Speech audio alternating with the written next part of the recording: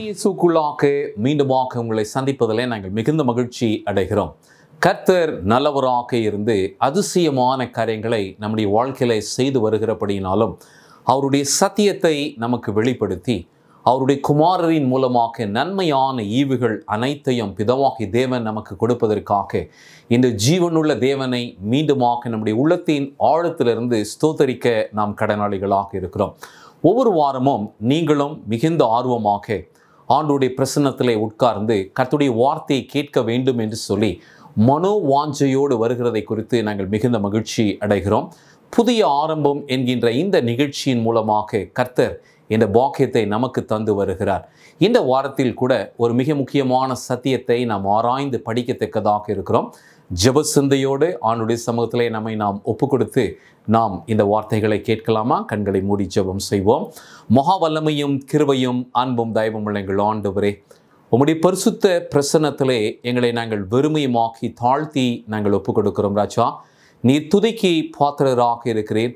உம்முடைய பரிசுத்தமான உன்னதமான நாமத்தை கொண்டு உம்முடைய வார்த்தையை எங்களுக்கு கொடுத்து எங்களை தேற்றுகிறதற்காக நாங்கள் நன்றி செலுத்துகிறோம். இதோ இந்த வேளையிலும் உம்முடைய வார்த்தையை கேட்கத்தக்கதாக அமர்ந்திருக்கும் தேவனுடைய பிள்ளைகளுக்காக நான் ஜெபிக்கிறேன். கர்த்தருடைய ஆவியானவர் எங்களை ஆட்கொள்ளவும் உம்முடைய ஆவியானவர் மூலமாக நீர் எங்களுக்கு கற்றுக் கொடுக்கும் சத்தியத்தை நாங்கள் அறிந்து கொள்ள எங்களுக்கு உதவி செய்யுங்க.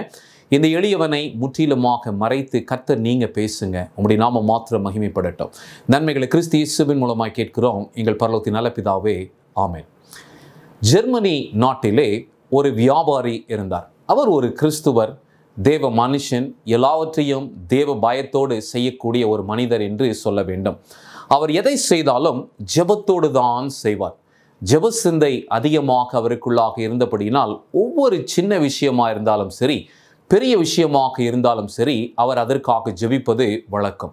இவர் தன்னுடைய நண்பர்களோடு ஒவ்வொரு நாட்டிற்காக போய் அங்கு அவருடைய வியாபார சம்பந்தமான காரியங்களை எல்லாம் பேசி சாயங்காலத்திலே அவர் மீண்டுமாக தன்னுடைய தங்கியிருக்கும் அறைக்கு திரும்புவதற்கு முன்பாக அவரிடத்துல ஒரு நல்ல பழக்கம் இருந்துச்சு.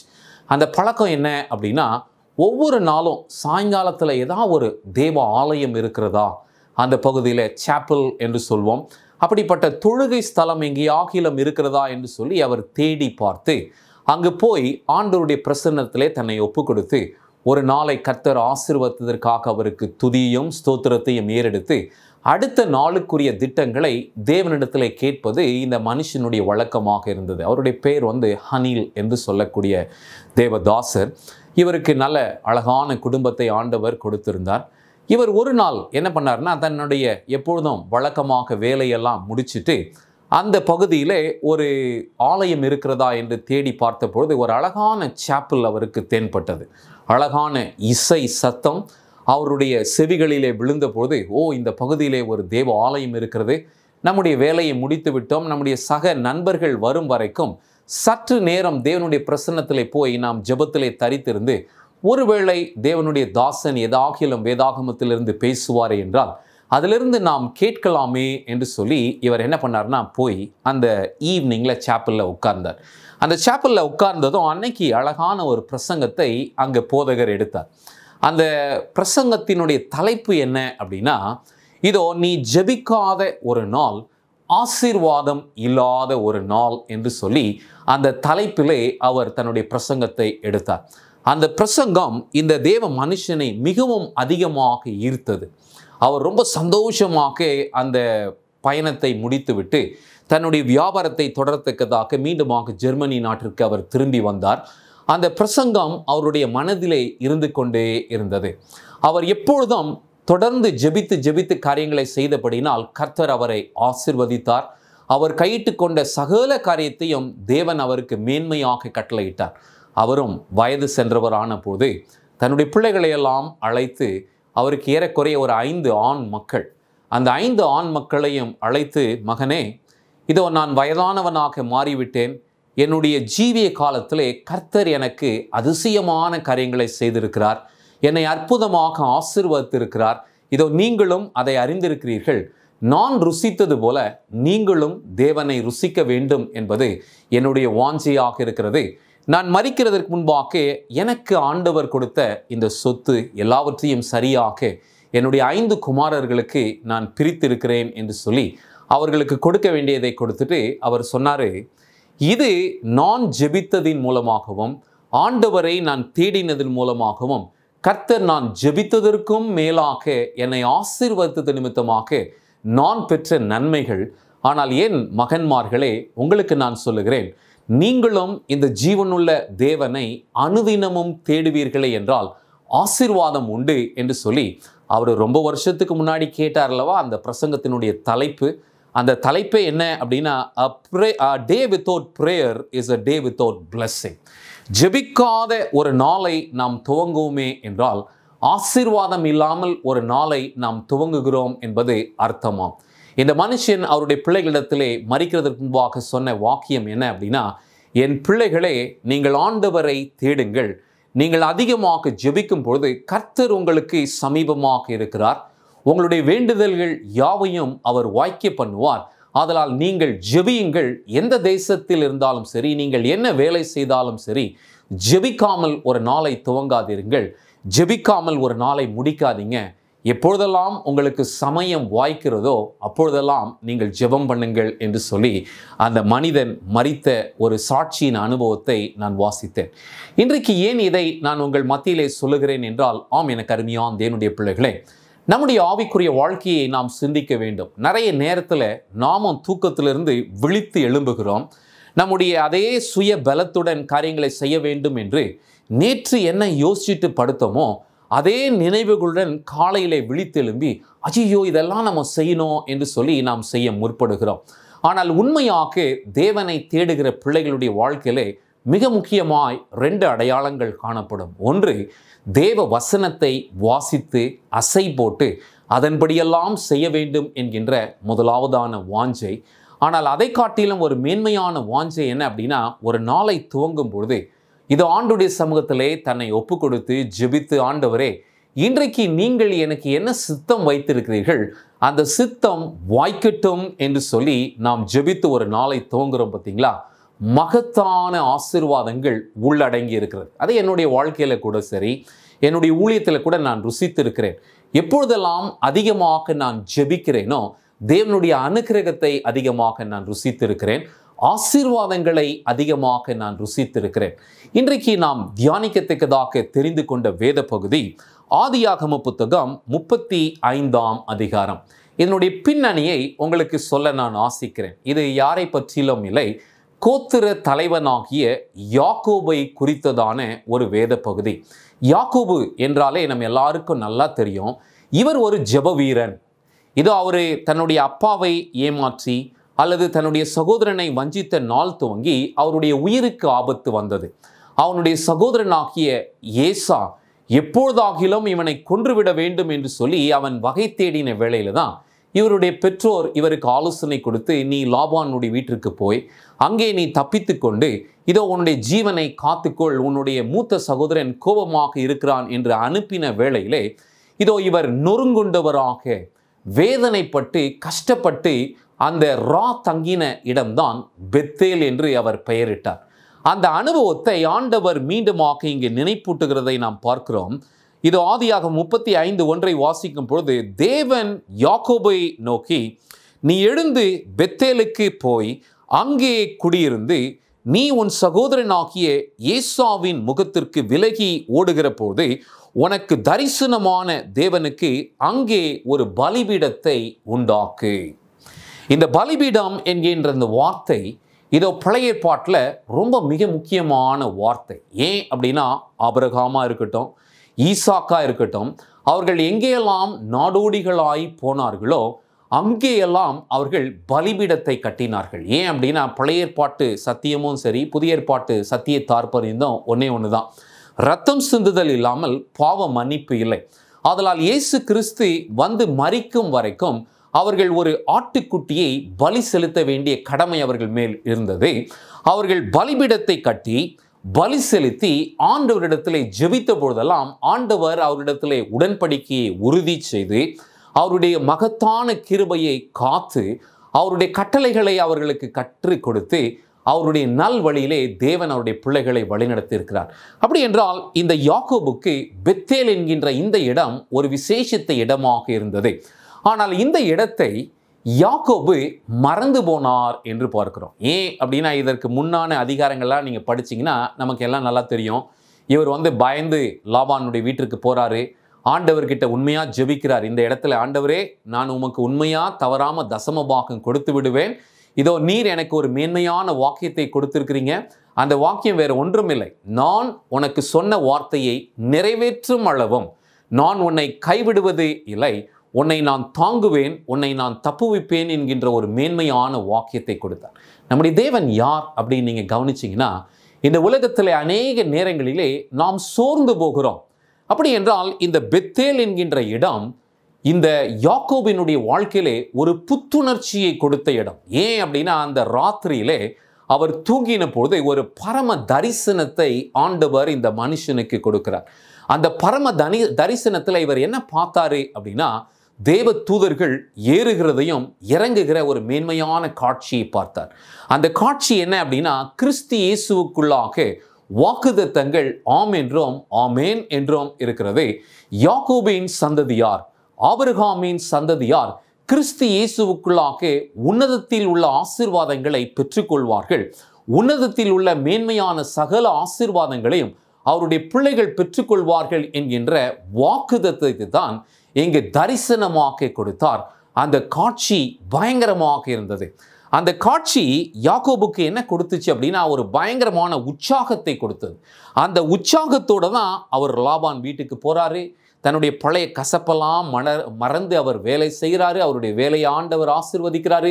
உண்மையா தசமபாகம் காணிக்கைகளை தேவனுக்கு அவர் செலுத்துகிறதை நாம் அறிந்திருக்கிறோம். அதற்கு பின்னதாக 20 வருஷம் ஆய்விட்டது. அப்பதான் இந்த வாக்கியத்தை ஆண்டவர் சொல்றாரு, யாக்கோபே, நீ பெத்தேலை மறந்து போனாய், மீண்டுமாக நீ பெத்தேலுக்கு போய் அங்கே குடியிரு என்று சொல்லுகிறார். ஏன் அப்படின்னா, இந்த ஆதியாகம புத்தகம் 34ஆம் அதிகாரத்தை வாசிப்போம் அப்படின்னா நம்ம எல்லாருக்கும் அதனுடைய பின்னணி தெரியும். அந்த பின்னணி என்ன அப்படின்னா, யாக்கோபுக்கு 12 ஆண் மக்கள் இருந்தாலும் ஒரே ஒரு அழகான மகள் தீனா என்கின்ற மகள் இருந்தார்கள். இந்த மகள் அந்த 34ஆம் அதிகாரத்தில் அவங்க சீகேம் பட்டணத்தை சுற்றி பார்க்கறதுக்காக போகிறாங்க. அங்கே அந்த சீகேமுடைய ராஜா உடைய மகன் இவளை பார்த்து அவளோடு பேசி அவளை தீட்டுப்படுத்துகிறான். இது ரொம்ப கோபமும் व्यसனத்தையும் யாக்கோபின் குடும்பத்திலே, குறிப்பாக யாக்கோபின் பிள்ளைகளுக்கு உண்டாக்கினது. இவங்க ரொம்ப கோபம் அடைகிறாங்க, ஆக்ரோஷம் அடைகிறாங்க. ஆனாலும் அவங்க என்ன ஒரு ஆலோசனை உட்கார்ந்து பண்ணுறாங்கன்னா, விருத்த சேதனம் இல்லாதவர்களுக்கு எங்களுடைய குமார்த்தியை கொடுக்க முடியாது, எங்களுடைய சகோதரியை கொடுக்க முடியாது. ஆதலால் ஒருவேளை நீங்கள் விருத்த சேதனம் செய்வீர்களே என்றால் உங்களோட கூட நாங்கள் உடன்படிக்கை செய்து எங்களுடைய குமார்த்தியை இதோ உங்களுக்கு கொடுக்கிறோம் என்று சொல்லி ஏற்றுக்கொள்கிறார்கள். ஆனால் அதற்கப்புறம் தந்திரமா லேவியும் சரி சிமியோனும் சரி என்ன பண்ணுறாங்கன்னா, இவங்க நம்முடைய தங்கையை தீட்டுப்படுத்தி விட்டார்களே, எப்படியாகிலும் இவர்களை விடக்கூடாது என்று சொல்லி ஆக்ரோஷம் அடைந்து அவர்கள் அந்த விருத்த சேதனம் பண்ணப்பட்டு சோர்வாயிருந்த நாளிலே இவங்க போய் அந்த சீகேம் பட்டணம் முழுவதும் ஆண் மக்களை கொலை செய்கிறார்கள். இதோ பொருட்களை கொள்ளையிடுகிறார்கள். ஒரு பயங்கரமான செயலை செய்கிறாங்க. அப்போ ரொம்ப வேதனைப்படுறார் யாக்கோபு. வேதனை அடைந்து, நான் ஒரு சிறு கூட்டமாக இருக்கிறேன், இதோ இப்படி ஒரு இழிவான செயலை நீங்கள் செஞ்சீங்களே, இதை ஏன் நம்ம இங்கே பார்க்குறோம் அப்படின்னா, நிறைய நேரத்தில் நம்முடைய வாழ்க்கையில் நம்ம ஜெபிக்காம சில காரியங்களை நாம் செய்யும் பொழுது நாமும் சரி நம்முடைய பிள்ளைகளும் சரி தவறி போகிறதற்கு வாய்ப்புகள் அதிகமாக இருக்கிறது. இதுக்கு முன்னாடி பார்த்தீங்கன்னா யாக்கோபு ரொம்ப அழகாக ஆண்டவர்கிட்ட ஜெபிக்கிறாரு. ஜெபித்து எல்லா விஷயத்தையும் செய்கிறாரு. ஆனால் ஏசாவோடு சமாதானமான பிறகு ஒரு ஜெப வாழ்க்கையிலே கொஞ்சம் ஒரு குறைவு ஏற்படுகிறது. அந்த குறைவு மாத்திரம் இல்லாமல் இங்கே என்ன பார்க்குறோம் அப்படின்னா, பெத்தேல் என்கின்ற இடத்தை அவர் சுத்தமாக மறந்து போய் விடுகிறார். ஆண்டவர்கிட்ட இவர் என்ன ஜெபம் பண்ணார்? ஆண்டவரே, நீங்கள் சொன்ன ஆசீர்வாதங்களை எல்லாம் என் வாழ்க்கையில நிறைவேற்றும் பொழுது, நீர் மீண்டுமாக என்னை சுயதேசத்திற்கு கொண்டு வரும் பொழுது, நான் பெத்தேலுக்கு குடும்பமாக வந்து உம்மை நான் தொழுது கொள்வேன், உமக்கு நான் இதோ வேண்டிய பலிகளை செலுத்துவேன், உம்மை நான் ஆராதிப்பேன் என்று சொல்லி வாக்கு கொடுத்திருந்தார். நாம கூட சில நேரத்தில் ஆண்டவர்கிட்ட கேட்கும் பொழுது, ஆண்டவரே இதை என் குடும்பத்தில் செஞ்சீங்கன்னா நான் இதை பொருத்தனையாக உங்களுக்கு செலுத்துவேன் என்று சொல்லி நாமெல்லாம் ஜெபிக்கிறோம் இல்லைங்களா? நிறைய நேரத்தில் அந்த பொருத்தனைகளை நாம் மறந்து விடுகிறோம். கிறிஸ்துவ வாழ்க்கையில் அதை மறக்கக்கூடாது. நாம் எந்த ஒரு பொருத்தனை செலுத்தினாலும் நம்முடைய தேவனுக்கு செலுத்த நாம் கடனாளிகளாக இருக்கிறோம். ஏன் அப்படின்னா நம்முடைய தேவன் யாருங்க? நாம் ஜெபிக்கிறதற்கு மேலாக நம்மையும் நம்முடைய குடும்பத்தையும் ஆசீர்வதிக்கிறவர். யாக்கோபின் வாழ்க்கையில் ஆண்டவர் என்ன சொன்னார்னா, நான் உன்னை காப்பேன், உன்னை சுமப்பேன், உன்னை நான் தப்புவிப்பேன், அது மாத்திரமில்லாமல் உன் குடும்பத்தை நான் விருத்தி ஆக்குகிறது மாத்திரமில்லாமல் உன்னை நான் கைவிடாமல் உன்னோட கூட இருப்பேன் என்கின்ற ஒரு மேன்மையான வாக்கியத்தை அவருக்கு கொடுத்தார். ஆம், எனக்கு அருமையான தேவனுடைய பிள்ளைகளே, இந்த ஆசீர்வாதம் வெறும் யாக்கோபுக்கு மாத்திரம் அல்ல, அவருடைய பின் சந்ததியாராகிய நமக்கும் ஆண்டவர் இந்த ஆசீர்வாதங்களை கொடுத்திருக்கிறார்.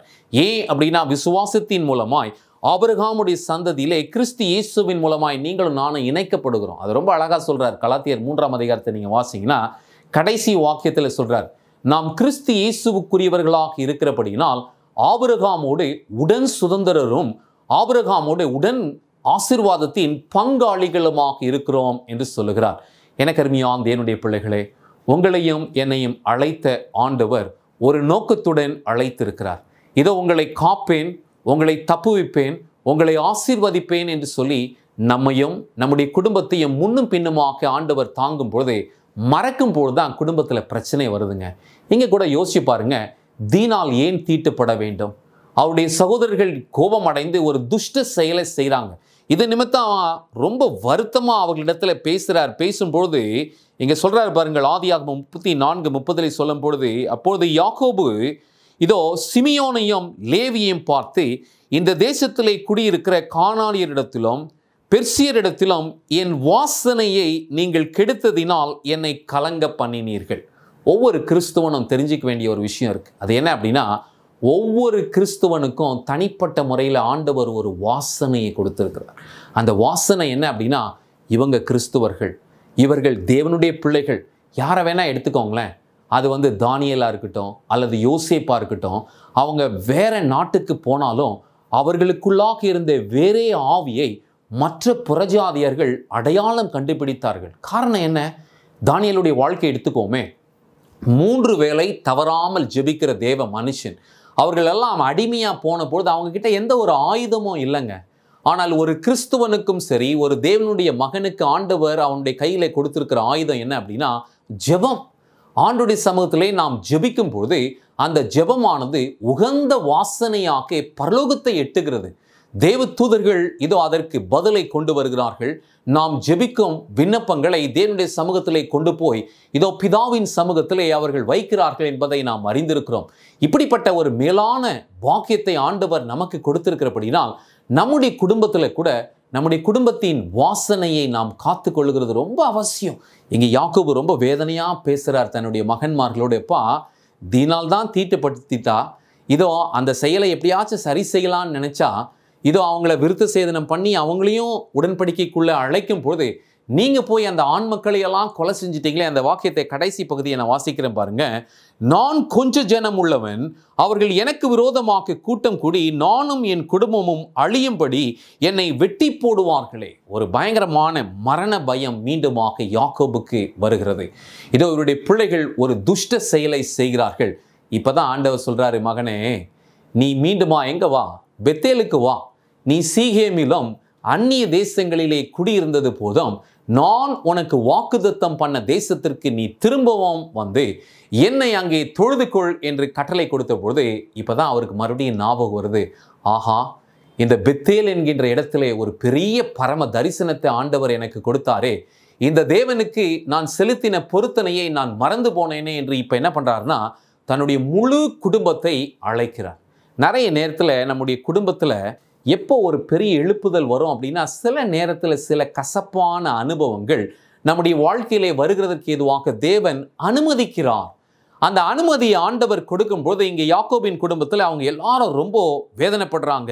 இப்போ ஆண்டோடைய சமூகத்திலே அவங்க யோசிக்கிறாங்க, என்ன அப்படின்னா, நம்மை ஆண்டவர் ஆசீர்வதித்திருக்கிறாரே, ஆனால் இந்த தேவனை நாம் கனப்படுத்த என்ன பண்ணிட்டோம்? தவறிட்டோம். இப்போ உடனே யாக்கோபு என்ன யோசிக்கிறார்னா, இந்த ஜீவனுள்ள தேவன் இந்த 20 வருட காலமாக என்னை வழிநடத்தி இருக்கிறார், அற்புதமாக என்னை வழிநடத்தி இருக்கிறார். என்னுடைய வயதான அப்பாவை நான் பார்த்துட்டேன். என்னுடைய சகோதரனாகிய ஏசா எனக்கு விரோதமாக இருந்தான், அவனோடு ஆண்டவர் என்னை சமாதானமாக்கிட்டாரு.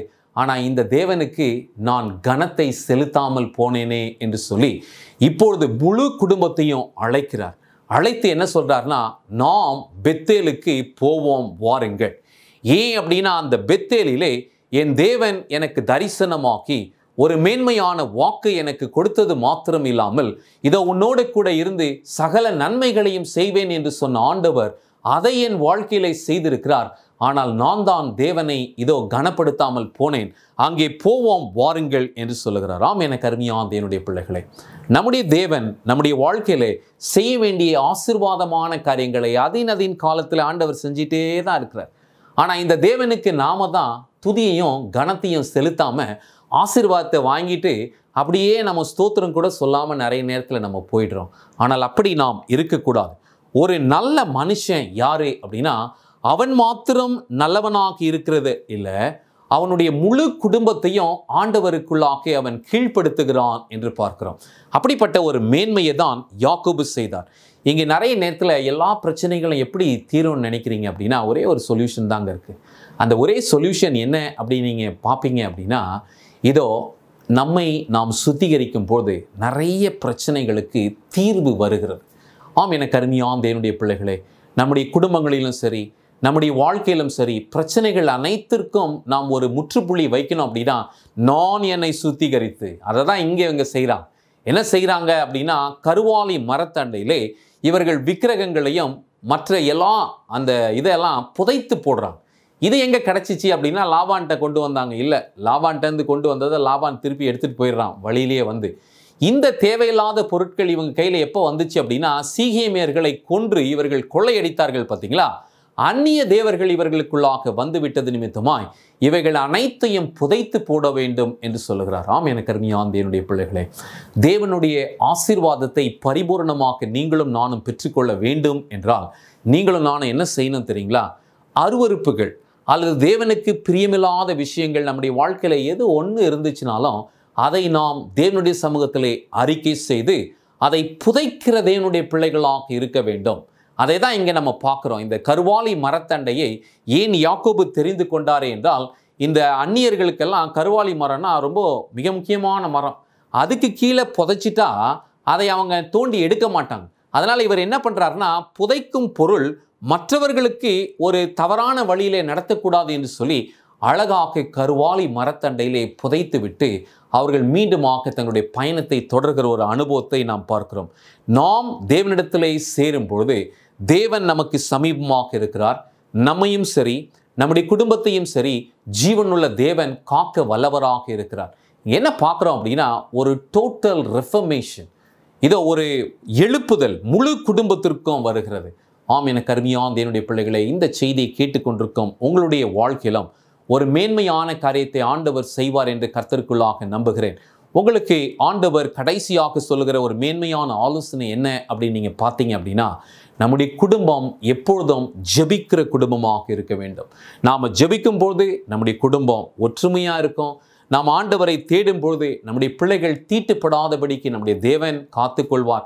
ஒருவேளை தவறி போனாலும் பிள்ளைகளை மீண்டுமாக அவருடைய பாதையிலே ஆண்டவர் கொண்டு வந்து அவர்களுடைய வாழ்க்கையை செவைப்படுத்துவார் என்று பார்க்கிறோம். இந்த உலகம் தீட்டுப்பட்ட ஒரு உலகமாக இருக்கிறது. இந்த தீட்டான உலகத்தில் நாம் பத்திரமா இருக்கணும் அப்படின்னா ஜெபந்தாங்க. இந்த வேளையில் கூட நாம் ஆண்டவருடைய சமூகத்திலே முழுமையுமாக நம்மை நாம் ஒப்பு கொடுப்போம். ஒரு நல்ல தீர்மானத்தை எடுப்போம். சமயம் கிடைக்கும் பொழுதெல்லாம், காலையிலும் சரி மாலையிலும் சரி, தானியேலைப் போல 3 வேளை ஜெபிக்கிறது மாத்திரம் இல்லாமல் ஒவ்வொரு வேளையிலும் நமக்கு ஃப்ரீ டைம் கிடைக்கும் பொழுது ஆண்டவருடைய சமூகத்திலே ஜெபிப்போம். மீண்டுமாக அடுத்த வாரம் உங்களை சந்திக்கும் வரை தேவன் உங்களோடு கூட இருப்பாராக. கர்த்தருடைய சமூகத்திலே நாம் மீண்டுமாக நம்மை நாம் ஒப்பு கொடுப்போம். கர்த்தர் ஒவ்வொருவரையும் ஆசீர்வதிப்பாராக. ஆமென்.